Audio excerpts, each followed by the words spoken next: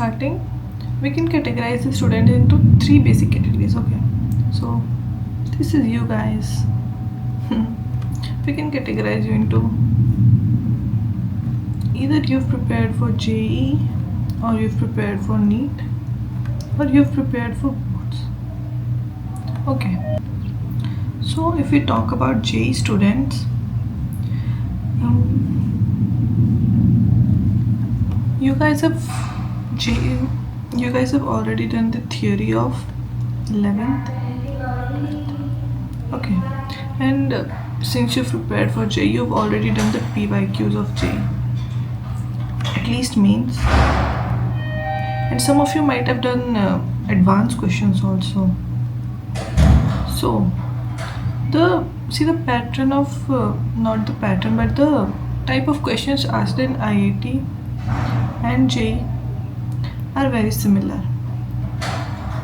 So as such, you don't need to prepare anything different from that. So if you've already done all this, like you've already done the theory of your 11th and 12th very well, JEE level theory, and you've already done the PYQ of JEE mains, so you don't need to do anything much. You can just keep revising and do IIT PYQs.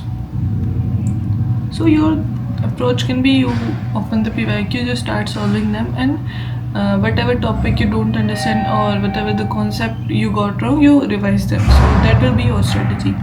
So most of the part of JEE students is done, so you can also start studying biology if you want.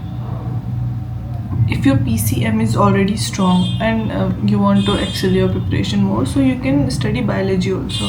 And by studying biology, I don't mean you have to like go to basic and learn everything.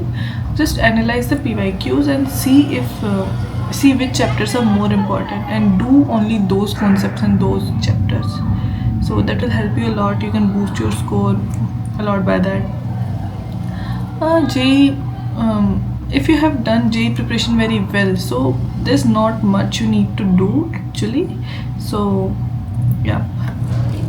And second, coming to the second part, if you're a NEET student, like if you're prepared for NEET, then your theory of 11th and 12th is done, NEET level. But in NEET preparation, they don't teach much concept based, like वो तुम्हें ऐसे कराते कि तुम कैसे याद रख सको, तुम पेपर में कैसे छाप के आ सको, जल्दी जल्दी क्वेश्चन सॉल्व कैसे कर सको. बट IIT में तुम्हें टाइम का कोई लिमिट नहीं होता, मतलब लिमिट होता है ऑब्वियसली, बट कोई इशू नहीं होता क्योंकि इनफ टाइम होता है तुम्हारे पास कि तुम आराम से क्वेश्चन सॉल्व कर सको. So you need to focus on concept based preparation. तो अगर तुम्हें नीट में, अगर तुम्हारे कॉन्सेप्ट अच्छे से क्लियर है और नीट के तुमने PYQs ऑलरेडी कर रखे होंगे, so you can move to JEE PYQs. And now there can be two cases. JEE PYQs तुमसे सॉल्व हो रहे हैं और तुमसे नहीं हो रहे हैं. इफ़ तुमसे सॉल्व हो रहे हैं, you can move directly to IIT PYQs. So your approach will be same as JEE students approach. Like तुम पहले करोगे JEE की PYQs. अगर तुमसे PYQ सॉल्व हो रहे हैं तो तुम मूव कर जाओ सीधे IIT PYQs पे. एंड अगर तुमसे वो सॉल्व हो रहे हैं तो ठीक है, जो जो कॉन्सेप्ट नहीं सॉल्व हो रहे हैं उन कॉन्सेप्ट्स को रिवाइज कर लो. You no need to study everything.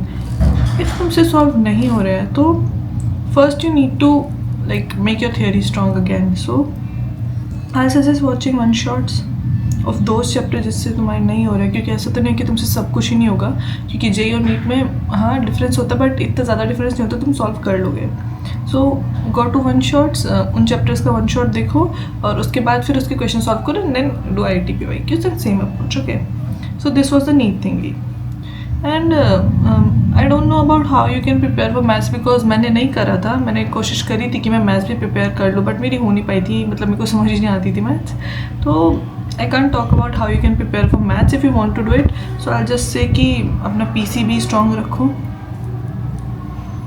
So like PCB में तो हमारा 180 मार्क्स का हो जाएगा.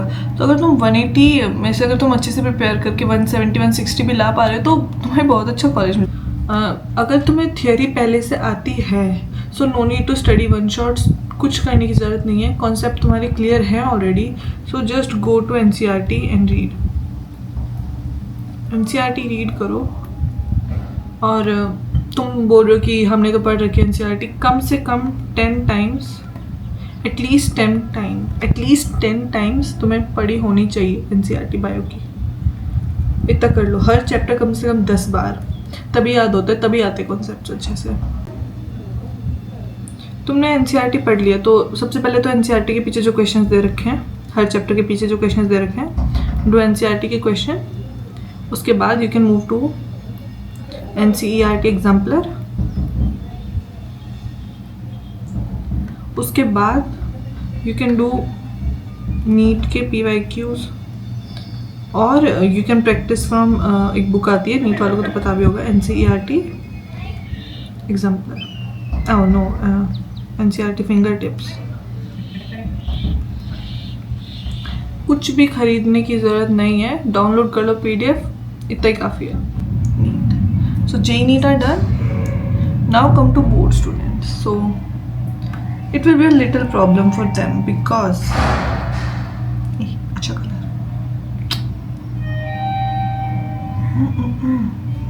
Okay, so now if you are board students, तो थियरी फिलहाल आई एम अज्यूमिंग कि तुमने सिर्फ बोर्ड्स की तैयारी की है, सो थियरी सिर्फ तुम्हारी 12th की हो रखी है। 11th की थियरी तुमने एक बार कर रखी है, पर अब 1 साल हो चुका है, तुम सब भूल चुके हो। और जो 11th 12th की थियरी बोर्ड्स वाले पढ़ते हो, बहुत ही लाइक कहते कि मतलब I won't say like I won't जज एनीवन, बट बहुत इतना कॉन्सेप्चुअल नहीं पढ़ाती, इतनी अच्छी लेवल की थ्योरी नहीं होती है बोर्ड लेवल की। Okay, so moving on to the next part. So theory तुम्हारी 12th की अच्छे से हो रही है, बट तुम्हें 11th की थ्योरी रिवाइज करनी है। For 11th theory do 1 shot videos. Full length videos देखने का तुम्हारे पास टाइम नहीं हो रहा, तुमने कर रखे तो you need to revise every theory, every chapter theory. So 1 shot videos देखो, and for 1 shot if you ask suggestions I will say PW के एक वो बैच, मंजिल बैच, उसके अंदर वो 10 से 12 आवर्स के वीडियोस में पूरी थ्योरी JEE लेवल की रिवाइज करवाते हैं, और उसके अंदर वो क्वेश्चंस भी प्रैक्टिस कराते हैं। So I will suggest you to do that. और उसके अलावा तुम्हें जिस टीचर से समझ आता है उससे कर लो, मैं वहाँ से करती थी, तो this is just a suggestion. Okay, so now your 11th and 12th theory is done, you can move to JEE PYQs. Now it will be very hard for board students to do this because तुम्हें theory भी 11th की पूरी revise करनी पड़ेगी, फिर तुम्हें question practice करने पड़ेंगे, और टाइम बहुत कम है। then JEE PYQs, then you can move to IIT PYQs. so ये सब देखने में बहुत सिंपल लगता है, बट जब तुम करने जाओगे तो बहुत टाइम लग जाएगा। like analyzing the time, जो मैंने कल भी किया था। Okay, so you have 2 months from now, क्योंकि 25 मई को तुम्हारा एग्ज़ाम है। Okay, so you have almost 2 months, so 60 days, and 60 days में से तुम 5-6 दिन हटा दो, क्योंकि you not gonna study every day. So हमारे पास बचते हैं 55 दिन। एंड कल मैंने डेटा एनालाइज किया था, तो उससे where is the data? Let me see. Okay. तुम्हारे सिलेबस में से फिज़िक्स में आ रहे हैं 28 चैप्टर्स, मैथ्स में आ रहे हैं 23 चैप्टर, केमिस्ट्री में आ रहे हैं 19 चैप्टर, एंड बायो में आ रहे हैं 31 चैप्टर्स। सो एज्यूमिंग कि तुम 3 सब्जेक्ट कर रहे हो, तो उसके लिए तुम्हारे पास टोटल चैप्टर बनते हैं अप्रॉक्सीमेटली 73 डिवाइडेड बाय 55 आता है 1.3 something. So assuming it to be 1.5, तो तुम्हें पर डे 1.5 चैप्टर कवर करना है। And to cover 1.5 chapter, see you can break this into major and minor, like 1 for this, 0.5 for this. Major में you will do theory questions, and minor के you will only practice questions. Okay, so अगर तुम theory करने जाओ 1 shot से, तो आराम से तुम्हें 7 घंटे लगेंगे। like I suggested that 12-hour video, so उसको अगर तुम 2x पे भी देखो,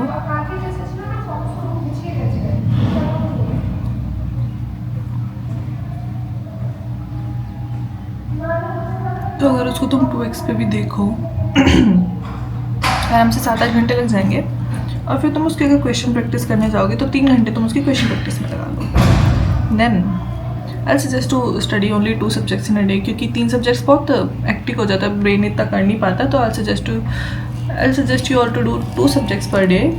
एंड क्वेश्चन फिर तुम करोगे अपने माइनर के, तीनों चीज़ें मिला के तुम्हारे बनते हैं दिन के 14 घंटे। तो भाई मेरे, अगर 14 घंटे पढ़ना है, अगर तुम पढ़ पा रहे हो 14 घंटे, तो मतलब 1.5 चैप्टर एक दिन में अच्छे से करने के लिए तुम्हें लगेंगे 14 घंटे। 24 में से 14 घंटे बचा दे तो बचता है 10 घंटा, जिसमें से 8 घंटे तो तुम क्या ही सोओगे। एटलीस्ट 7 आवर्स स्लीप लो भाई, एट सजेस्ट। सोना बहुत ज़रूरी है। मैं तो कभी ऐसे कर नहीं पाई कि 4 घंटे सोऊं, 3 घंटे सोऊं। घर पे तो कभी नहीं किया, कॉलेज में आके तो हो रहा है। बट एटलीस्ट 7 और 6 you can turn it to 6। उसके बाद बचता है तुम्हारे पास 4 घंटा। 4 घंटे में तुम्हें नहाना धोना, अगर तुम नहाते हो रोज़, तो खाना पीना और जो भी तुम टाइम पास सब करना चाहते हो, 4 घंटा है तुम्हारे पास ऐसे। और टॉकिंग अबाउट कोई कोर्स वगैरह, सबको पता ही है, कुछ कहीं पैसा कुछ फूकने की ज़रूरत नहीं है। अगर तुम्हारे बाप के पास ज़्यादा पैसा है तो मैं अपना QR भेज देती हूँ, मुझे भेज दो वो पैसा। और तुम्हें पैसा मत उड़ाओ भाई। बुक्स खरीदने की भी कोई ज़रूरत नहीं है, कोई कोर्स, कुछ कोचिंग कहीं कुछ जाने की ज़रूरत नहीं है। यूट्यूब पे सब मिलता है। So if you still have any doubts you can ask me in the comment section, और you can DM my Instagram का लिंक मैं अपने डिस्क्रिप्शन बॉक्स में डाल दूँगी, और मेरे चैनल के डिस्क्रिप्शन में भी ऑलरेडी प्रोवाइडेड है। फॉलो कर लो, फॉलो नहीं करते तो कम से कम सब्सक्राइब तो कर दो यार। और मैं इतना ज्ञान नहीं बांटने वाली ज़्यादा कि ये करो वो करो ये करो वो करो, क्योंकि मेरे खुद के ज़्यादा कुछ खास नंबर आए नहीं थे। और जैसे मेरे नंबर आए, मैं स्ट्रेटेजी बनाती भी अच्छी नहीं लगी, बट मुझे एटलीस्ट कॉलेज मिल गया। बिल्कुल ऐसे एज पे कॉलेज मिला मुझे। कमेंट में दीदी दीदी करके बुला रहे हैं भाई। मुझे इतनी शर्म आती है ना जब लोग मुझे दीदी बोलते हैं। जिसने मुझे कमेंट में दीदी बोले ना, मोर देन 90% लोगों से मेरी एज छोटी है। भाई मत बोलो यार प्लीज़, दीदी मत बोलो यार, तो बुरा लगता है यार। मैं दिखती हूँ दीदी जैसी, बट मैं दीदी नहीं हूँ भाई। तुम लोगों से छोटी हूँ यार, मेरे जूनियर भी मेरे से बड़े आएंगे एज में, पता है। सो कोई मेरे को दीदी नहीं बुलाएगा कमेंट में, ठीक है? नाम लिख के बोलो, ओके।